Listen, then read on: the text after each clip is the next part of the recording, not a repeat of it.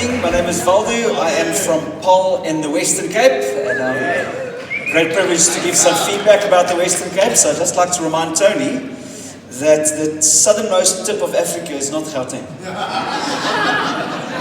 So we are really excited what God is doing. God is on the move. So I think the Western Cape is an interesting space at the moment. There's a bit of a semigration happening down to the Cape, maybe not for all godly reasons, but God is setting it up for a big move of God. We're sensing it all over. People are finding community, finding church, and God is ambushing their plans for a better life, to a way better life. And I'm also glad to report in our ranks, momentum is picking up. We think of Stu and them that's been there for over 20 years and being faithful.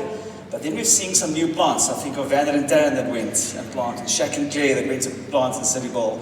They're starting to see young people coming through and reaching young people.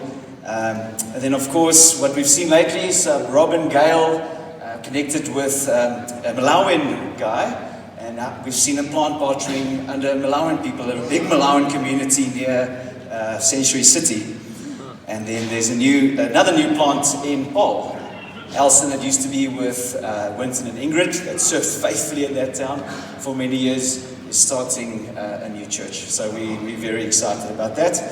I must say, since we are also excited with what God's doing with One Life, and I tell you what, with them coming to the Cape, it's added such momentum to our partnerships. They've been so helpful, they've been servant-hearted, and we've seen there's an excitement going, and I think we can see it even in the equip. So last year we had it at their venue. We had to change this year. So we're having an equip at Common Ground Church, which is quite funny for me, but awesome. So if you're wanting to plant in Cape Town, speak to Tony first, maybe not to Tony only. We believe we need way more church plants in the Western Cape. We believe that we are going to be sending teams to Joburg to come and help. It's a place that God is setting up for the nations. And that's going to be a miracle because it's quite nice to live there. But there's something way more important to live for. I'd like to share a quick little story, just what we've seen in our church in Paarl. So we're a predominant Afrikaans culture. And during COVID, there's a young person that used to come to church, not young, let's say 38, a business guy that used to come to church maybe once every 3 months, telling me, well, if I'm in town, I come. I remember how offended he was when I told him, well, what about you are more in town so that you can come more, not go on all your holidays. He was near the place of death in COVID, and he had an encounter with God alone in his room, the church praying, for his, let it won't die. But he tells the story of encountering the Lord alone in ICU, having this vision.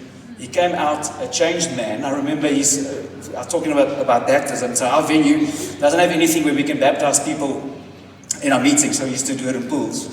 And he said, I want to get him baptized in front of our community.